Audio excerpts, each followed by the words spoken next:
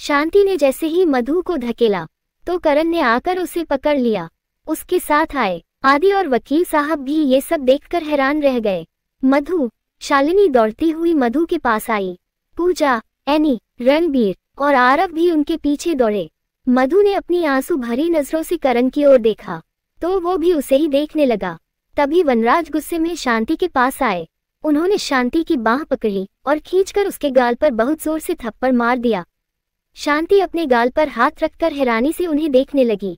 वनराज गुस्से में भर के, आज तो तुमने अपनी सारी हदें ही पार कर दी है शांति। शर्म नहीं आई तुम्हें यूं बाहर वालों के सामने अपनी बहू की बेइज्जती करते हुए? तुम्हारी इस हरकत के लिए मैं तुम्हें कभी माफ नहीं करूंगा शांति, कभी नहीं। करण ने अपने दोनों हाथों से मधु के आंसू पोंछे तो वो उसके सीने से लगकर रोने लगी और बोली, मैंने कुछ नहीं किया करण, कुछ नहीं किया। करण ने ममता को घूरते हुए शालिनी को मधु को संभालने का इशारा किया। शालिनी ने आकर मधु को पकड़ा और उसे अपने गले से लगा लिया। पूजा और राधिका भी तुरंत मधु के पास आ गई। करण गुस्से में ममता को घूरते हुए उसकी ओर बढ़ा और बोला, बहुत शौक है ना आपको सच सबके सामने लाने का आंटी, लोगों का असली चेहरा दिखाने का। तो अब मैं सबको आपका और आपकी बेटी का असली चेहरा दिखाऊंगा और आपका ऐसा सच सबको बताऊंगा कि आपके पैरों तले ना जमीन रहेगी और ना ही आसमान रहेगा। ये सुनकर सब उसे हैरानी से देखने लगे। करण शोभा के पास आया और उनके पैरों के पास घुटनों के बल बैठकर बोला, दादी आपने ममता आंटी और रिद्धिमा का सच तो सुन लिया, पर इस सच का दूसरा पहलू अब मैं आपको बताऊंगा। तभी ममता गुस्से में बोली, सच वही है करण जो मैंने और रिद्धिमा ने सबको बताया है। इस लड़की ने खुद ये बात कबूली है कि ये तुमसे प्यार करती है। इसने तुमसे शादी सोची समझी साजिश के तहत की है, सिर्फ तुम्हारी दौलत को हथियाने के लिए। ये सुनकर करण गुस्से में उठ खड़ा हुआ। ठीक है, मैंने और यहाँ खड़े हर इंसान ने मान लिया कि मधु ने मुझसे शादी सिर्फ मेरी दौलत की खातिर की है, पर अब आप जरा आपकी बेटी से तो पूछ लीजिए कि वो मुझसे शादी क्यों करना चाहती थी। ममता ने तुरंत रिद्धिमा की ओर देखा तो करण उसके पास आकर बोला, रिद्धिमा बताओ सबको कि तुम मुझसे शादी क्यों करना चाहती थी। क्योंकि मैं तुमसे बचपन से प्यार करती हूँ, रिद्धिमा गुस्से में बोली। करण के चेहरे पर मुस्कुराहट आ गई, पर मैं तो तुमसे प्यार नहीं करता और ये बात मैं तुम्हें एक बार नहीं बल्कि सैकड़ों बार कह चुका हूँ। रिद्धिमा बिना कुछ कहे उसे घूरने लगी तो करण फिर से बोला, मैंने तुमसे कहा था ना रिद्धिमा कि मैं तुमसे प्यार नहीं करता और ना ही कभी करूंगा। मैंने तो तुमसे ये भी साफ साफ शब्दों में कई बार कहा है कि तुम भले मुझसे शादी करके खुराना खानदान की बहू बन जाओ, पर मैं तुम्हें अपनी पत्नी होने का हक कभी नहीं दूंगा। कहा था ना मैंने? हाँ कहा था। रिद्धिमा गुस्से में चीखी तो करण भी उस पर भड़का, तो फिर इतनी मैच्योर लड़की होकर भी तुम एक ऐसे आदमी से शादी करने के लिए क्यों मरी जा रही थी जो तुमसे प्यार ही नहीं करता था? उसके इस सवाल का रिद्धिमा कोई जवाब नहीं दे सकी तो करण उसे घूरते हुए बोला, मैं बताता हूँ कि तुम मुझसे शादी क्यों करना चाहती थी, क्योंकि तुम्हें मैं नहीं बल्कि मेरी दौलत चाहिए थी। मैं तुम्हें पति का प्यार दूं या ना दूं उससे तुम्हें कोई फर्क नहीं पड़ता, पर सारी दुनिया के सामने मैं तुम्हारा हाथ थामकर ये कह दूं कि तुम मेरी पत्नी हो और इंदौर के सबसे रईस घराने की बहू हो, ये तुम्हारे लिए ज्यादा अहम था। तो फिर दौलत के लिए तो मुझसे शादी तुम कर रही थी, तो फिर तुमने किस हक से मधु पर ये इल्जाम लगाया? तुम सबके सामने मेरी बेटी की इंसल्ट कर रहे हो करण। तभी ममता गुस्से में बोली। करण ने उसकी ओर देखा और बोला, अभी तो मैंने आपकी बेटी की इंसल्ट की ही कहा है आंटी, इसकी और आपकी इंसल्ट तो अब होगी। बहुत शौक है ना आपको मीडिया खेलने का, मधु की सच्चाई सारी दुनिया को बताने का, तो अब आपका ये शौक मैं पूरा किए देता हूँ। आदि, यस सर। आदि ने ममता और रिद्धिमा को घूरा और मेन गेट की ओर देखकर बोला, आप सब अंदर आ जाए। उसके इतना कहते ही सारी मीडिया वाले हाथों में कैमरा लिए अंदर आने लगी। उन्हें देखकर बलदेव ने गुस्से में करण की बाह पकड़ी और आहिस्ता से बोले, करण ये क्या पागलपन है, मीडिया को क्यों बुलाया तुमने यहाँ? करण ने अपनी बाह छुड़ाए और बोला, रिलैक्स डैड, मैं इनके सामने ऐसा कुछ नहीं करूंगा जिससे हमारे खानदान की इज्जत पर कोई भी आ जाए, इसलिए जो मैं करना चाहता हूँ वो प्लीज मुझे करने दीजिए। इट्स रिक्वेस्ट, आई प्रॉमिस कि आपका कोई नुकसान नहीं होगा। बलदेव कुछ नहीं बोल सके। करण मुस्कुराते हुए मीडिया की ओर बढ़ा और बोला, आइए, खुराना मेंशन में आप सबका स्वागत है। वैसे मधु और रिद्धिमा दोनों को एक साथ यहाँ देखकर आपके मन में ढेरों सवाल उठ रहे होंगे, पर कोई बात नहीं, आज करण खुराना सबके सवालों के जवाब देगा। प्लीज आइए। इतना कहकर वो जोर से चीखा, मंगेश मेहमानों को पानी पिलाओ। मंगेश भागता हुआ पानी लेने अंदर चला गया। तभी शोभा उठकर करण के पास आई और आहिस्ता से बोली, करण ये सब क्या कर रहे हैं बेटा आप? वही कर रहा हूँ दादी, जो मुझे शादी की रात ही कर देना चाहिए था। अगर उस दिन मैं चुप नहीं रहता तो शायद आज आप सब मधु से सवाल नहीं कर रहे होते। करण ने जवाब दिया। तो शोभा आहिस्ता से बोली, तो अब आप मधु के लिए हमारे परिवार की इज्जत का तमाशा बनाएंगे? करण ने मुस्कुराते हुए अपनी दादी के गाल को छुआ और बोला, नहीं दादी, आज हमारे परिवार की इज्जत का तमाशा नहीं बनेगा, बल्कि तमाशा उनका बनेगा जिन्हें तमाशा करने का बहुत शौक है। मैं आपसे वादा करता हूँ कि ऐसा कुछ नहीं करूँगा जिससे आपका सिर शर्म से झुक जाए और चेतन अंकल की सबके सामने बेइज्जती हो। प्लीज अपने करण पर ट्रस्ट कीजिए प्लीज। शोभा कुछ नहीं बोली और परेशान होकर फिर से सोफे पर बैठ गई। उनके बैठते ही करण रिद्धिमा की ओर बढ़ा। उसने रिद्धिमा का हाथ पकड़ा और उसे मीडिया के बीच ले जाते हुए बोला, मधु के बारे में हम बाद में बात करेंगे, पर पहले रिद्धिमा आप सबको मेरे और उसके रिश्ते की हकीकत बताएगी। इसलिए हमारे रिश्ते को लेकर आपको जो कुछ भी पूछना है बेझिझक आप रिद्धिमा से पूछ सकते हो। रिद्धिमा घबरा गई और ममता की ओर देखने लगी। तभी शालिनी ये सब देखकर बोली, हे भगवान, ये लड़का पता नहीं क्या करने जा रहा है, कहीं ये कुछ ऐसा ना कर दे जिससे इसके डैड इससे नाराज हो जाए। ये सुनकर उनके पास खड़ी मधु भी परेशान हो गई। तभी एक रिपोर्टर बोला, रिद्धिमा जी, कल आपके पति होटल रेडिशन में इस लड़की की बाहों में थे, फिर भी ये लड़की आपके घर में है, क्यों? रिद्धिमा कुछ पल के लिए सोच में पड़ गई। शालिनी को रिपोर्टर के इस सवाल पर बहुत गुस्सा आया और वो कुछ कहने के लिए आगे आई, पर करण ने सिर हिलाकर उन्हें कुछ ना कहने का इशारा किया। शालिनी के कदम रुक गए। तभी एक दूसरी रिपोर्टर लड़की ने रिद्धिमा से पूछा, हमने सुना है कि आज यहाँ आपकी मुंह दिखाई की रस्म है, तो फिर ये लड़की दुल्हन की तरह क्यों सजी हुई है? और आप इतनी अच्छी कैसे हो सकती है कि अपने पति की गर्लफ्रेंड को अपनी ही मुंह दिखाई में बर्दाश्त कर रही है? क्योंकि यहाँ मुंह दिखाए रिद्धिमा की नहीं बल्कि मधु की ही हो रही है। तभी करण बोल पड़ा। ये सुनकर सब लोग आपस में बातें करने लगे। तो एक रिपोर्टर ने तुरंत उससे पूछा, पर यहाँ आपकी पत्नी की जगह आपकी गर्लफ्रेंड की मुंह दिखाई क्यों हो रही है? करण ने तुरंत जवाब दिया, लगता है ममता जी ने आपको यहाँ बुलाने से पहले सब कुछ नहीं बताया। ये सुनकर सब लोग ममता की ओर देखने लगे। तो करण फिर से बोला, कोई बात नहीं, मैं आप लोगों को सब कुछ बता देता हूँ। यहाँ मुंह दिखाई मेरी पत्नी की ही हो रही है। उसके इतना कहते ही सारी मीडिया आपस में घुसुर पुसुर करने लगी, पर गायत्री उदास होकर बिना कुछ कहे वहां से चली गई। पर करण फिर से बोला, अगर मेरी शादी मधु से हुई है तो मुंह दिखाई भी तो मधु की ही होगी ना। ये सुनकर सारी मीडिया चौंक गई। तभी ममता गुस्से में आगे आकर बोली, करण तुम एक 2 टके की लड़की के लिए मेरी बेटी की बेइज्जती कर रहे हो। पर करण की जगह आरव ने मुस्कुराते हुए जवाब दिया, आंटी जब आपको कुछ पता ही नहीं है तो आप ऐसी बातें करके अपनी इतनी अच्छी और समझदार बेटी की बेइज्जती क्यों करवा रही हो? कुछ देर खामोश रहिए ना, क्या बकवास कर रहे हो आरव? ममता गुस्से में उस पर भड़की। तो करण बोला, आरव बकवास नहीं कर रहा है आंटी, बल्कि वो तो आपकी बेटी की तारीफ कर रहा है। आपकी बेटी ने इतना काबिले तारीफ काम जो किया है। रिद्धिमा और ममता दोनों करण को हैरानी से देखने लगी। तभी रणबीर आगे आए और रिद्धिमा से बोले, प्लीज रिद्धिमा बताइए सबको कि आपने हमारे साले साहब के लिए कितना बड़ा बलिदान दिया है, कितना महान काम किया है आपने। रिद्धिमा उन्हें हैरानी से देखते हुए सोच में पड़ गई।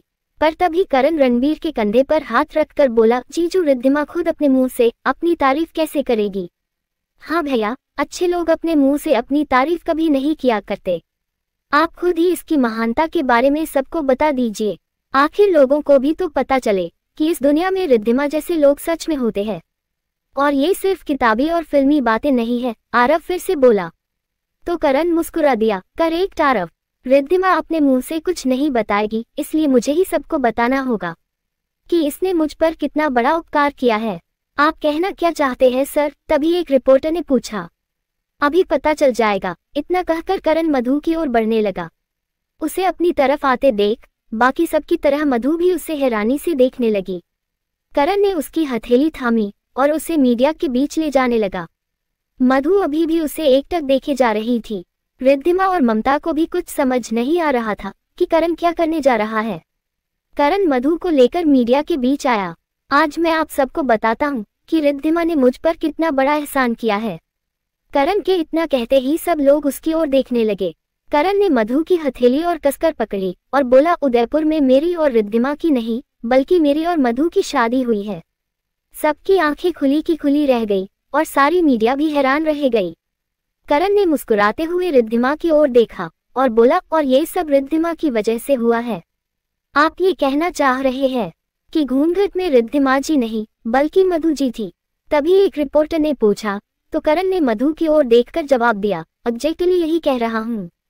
दरअसल बात यह है कि मैं और मधु एक दूसरे से प्यार करते हैं। करण के इतना कहते ही मधु उसे हैरानी से देखने लगी। उसे अपने कानों पर यकीन ही नहीं हो रहा था कि करण ने इतने लोगों के बीच उससे अपने प्यार का इकरार किया है। पर शालिनी के चेहरे पर मुस्कान आ गई। करण ने फिर से मीडिया की ओर देखा और बोला, मेरी और मधु की मुलाकात कुछ महीनों पहले उज्जैन के महाकाल मंदिर में हुई थी। उसके बाद हमारी किस्मत हमें बार बार एक दूसरे से मिलाने लगी और ये जानते हुए भी कि मेरी शादी रिद्धिमा से होने वाली है, मैं मधु से दूर नहीं जा पा रहा था। मेरे पहले से ही एंगेज्ड होने की वजह से मैं मधु से कभी कह नहीं सका कि मैं उससे प्यार करता हूँ और मैंने मधु से दूर जाने की हर मुमकिन कोशिश की, पर मैं अपनी हर कोशिशों में नाकाम रहा। मुझे पता ही नहीं चला कि मैं कब मधु को दीवानों की तरह चाहने लगा और मधु, उसने तो मुझसे दूर जाने के लिए ये शहर तक छोड़ दिया। पर कहते हैं ना कि जोड़ियां तो ऊपर आसमान में बनती है। मेरी और मधु की जोड़ी भी शायद ऊपर ही बन चुकी थी। इसलिए ही तो किस्मत ने मधु को मेरी ही शादी प्लान करने उदयपुर पहुंचा दिया। इतना कहकर वो फिर से मधु को देखने लगा। शोभा ये सब सुनकर हैरान थी और बलदेव परेशान। करण फिर से बोला, मधु मुझसे बहुत प्यार करती है पर उसने मुझे पाने का ख्वाब कभी नहीं देखा। वो तो चुपचाप वहां अपना काम कर रही थी, पर हमारी किस्मत बार बार हमें एक दूसरे के पास लाने का खेल खेले जा रही थी। जैसे जैसे मेरी और रिद्धिमा की शादी करीब आ रही थी, मधु से दूर जाने का ख्याल मुझे हर पल मार रहा था।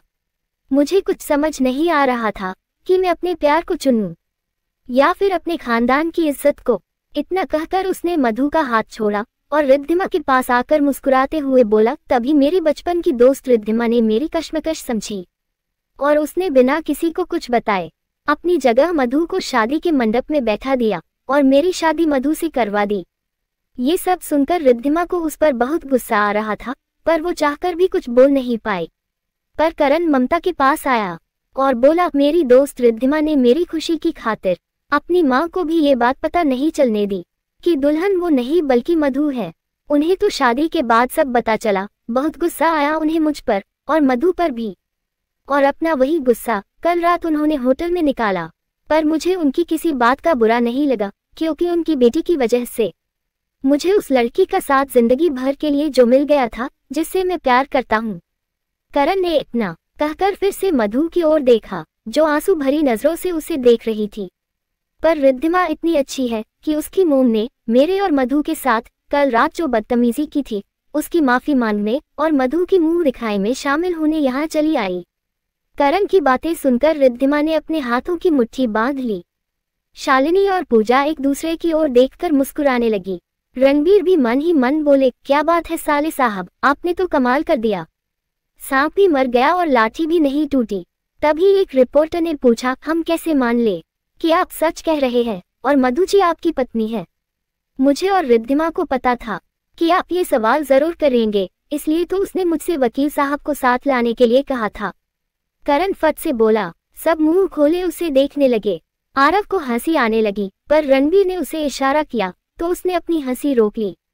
तभी करण फिर से बोला, रिद्धिमा ने मुझसे पहले ही कह दिया था कि मेरी और मधु की शादी बिना किसी को कुछ बताए हुई है, इसलिए दुनिया के सामने हमें हमारे रिश्तों को नाम देना बहुत जरूरी होगा, वरना लोग सवाल करेंगे। पर आज मैं सबके सवालों के जवाब देने के लिए तैयार हूँ, ताकि मैं अपने और मधु के पाक साफ रिश्ते पर कीचड़ उछालने वालों का मुंह हमेशा के लिए बंद कर सकूं। आदि, यस सर। आदि तुरंत मधु के पास आया। उसने अपनी जेब से सिंदूर की डिबिया निकाल कर खोली। करण मधु की ओर देखते हुए उसके पास आया। उसने डिबिया से सिंदूर लिया और मधु की आंखों में देखते हुए अपना एक हाथ उसकी कमर पर रखा और उसे अपने करीब ले आया। मधु बिना पल के झपकाए हैरानी से उसे देख रही थी। करण ने सिंदूर मधु की मांग में भर दिया। सिंदूर भरते ही मधु की आंखों से आंसू बहने लगे। उसे रोते देख करण ने अपने अंगूठे से उसके आंसू पोंछे और ममता की ओर देखकर बोला, अब तो आपको यकीन हो गया होगा कि मधु ही अब मेरी पत्नी है। पर अगर अब भी कोई डाउट है आप सबके मन में, तो मैं मेरे और मधु के रिश्ते पर कानून की मोहर भी लगा देता हूँ। वकील साहब, करण ने रिद्धिमा की ओर देखकर वकील साहब को बुलाया। वकील साहब तुरंत उसके पास आए और उन्होंने करण की ओर एक रजिस्टर और पेन बढ़ा दिया। करण ने उनके हाथों से पेन लिया और मधु को देते हुए बोला, साइन करो मधु। मधु तो बस एकटक उसे देख रही थी। करण फिर से बोला, साइन करो मधु। मधु ने रोते हुए पेपर्स पर साइन कर दिए। उसके साइन करते ही करण ने उसके हाथ से पेन लिया और खुद भी पेपर्स साइन करते हुए बोला, वकील साहब इन लोगों को ये पेपर्स दिखा दीजिए। वकील साहब ने सिर हिलाया और सबको पेपर्स दिखाए। करण ने मधु की आंखों में देखते हुए उसका हाथ थामा और बोला, आई होप कि अब किसी के मन में मेरे और मधु के रिश्ते को लेकर कोई डाउट नहीं होगा, क्योंकि अब मधु कानूनी तौर पर भी मेरी पत्नी है। तभी एक रिपोर्टर मुस्कुराते हुए बोला, अब तो आपने डाउट की कोई गुंजाइश ही कहाँ छोड़ी है करण साहब। करण ने फिर से मधु का हाथ थामा और मुस्कुराते हुए रिद्धिमा के पास आकर बोला, मैं आप सबके सामने रिद्धिमा को थैंक्स कहना चाहता हूँ, क्योंकि जो उसने किया है अगर वो नहीं करती तो मुझे मेरी जिंदगी कभी नहीं मिलती। इतना कहकर उसने फिर से मधु की ओर देखा तो मधु के चेहरे पर हल्की सी मुस्कान आ गई। करण फिर से रिद्धिमा की ओर देखकर बोला, मैं अपनी और अपनी पत्नी की तरफ से तुम्हारा शुक्रिया करता हूँ Riddhima, thank you so much. तुमने जो मेरे लिए किया है वो मैं जिंदगी भर नहीं भूलूंगा, थैंक यू रिद्धिमा। उसने फिर से मीडिया की ओर देखा और बोला, वैसे तो मुझे ये बिल्कुल पसंद नहीं कि कोई मेरी पर्सनल लाइफ में इंटरफियर करे, पर आपकी तो रोजी रोटी ही लोगों की जिंदगी में दखलंदाजी करने से चलती है, इसलिए मैं आप सबको मेरी पत्नी की मुंह दिखाई की रस्म में इनवाइट करता हूँ।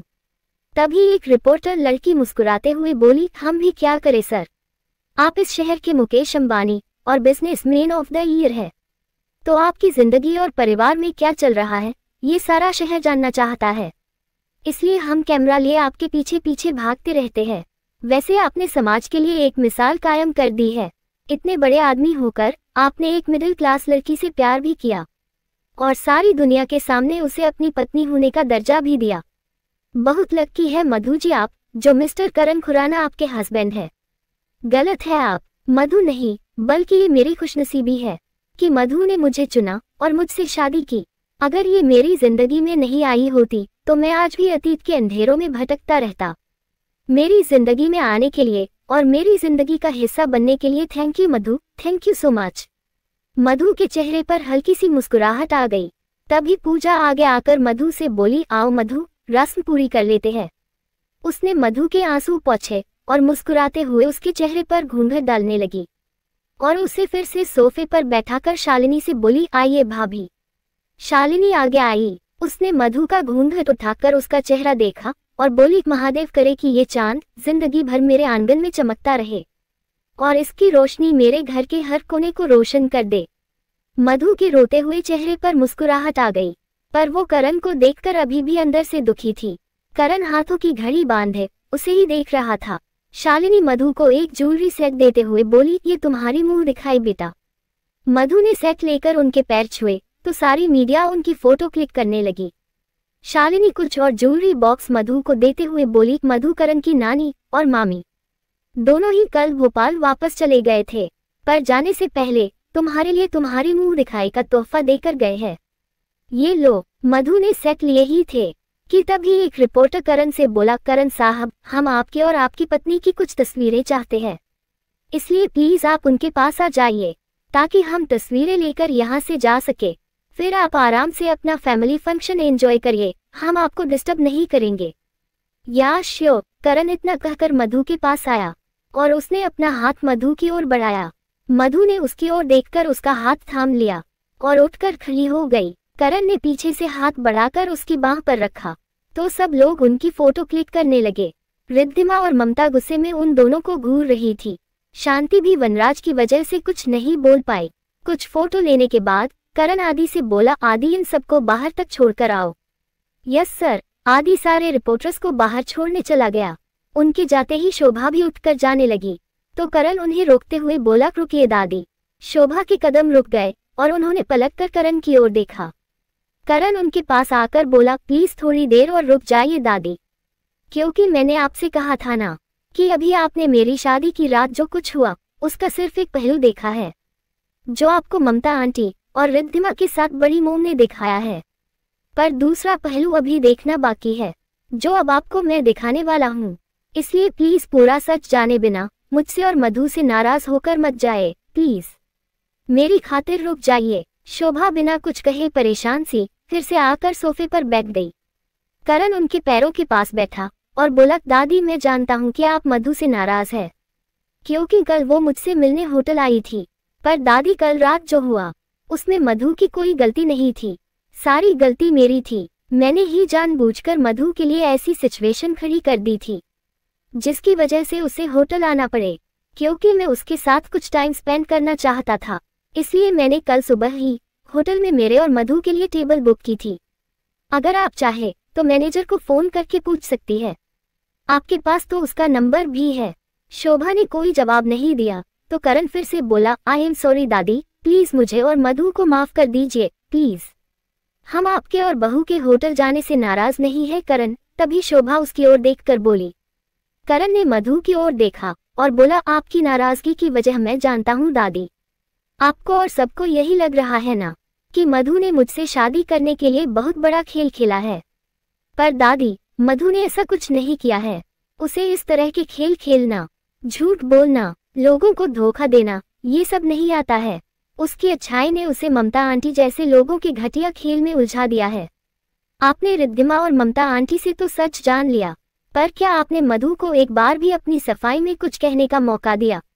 शोभा बिना कुछ कहे मधु की ओर देखने लगी, पर करण ने रिद्धिमा को घूरा और बोला, दादी मेरी शादी में जो हुआ वो क्यों हुआ और किसने किया वो मैं आपको बताता हूँ, पर उसके पहले मुझे रिद्धिमा से कुछ सवाल करने हैं जो आपको उससे पूछने चाहिए थे। अगर आपने उससे ये सवाल किए होते तो आपको अपने आप समझ आ जाता कि किसने किसके साथ गेम खेला है।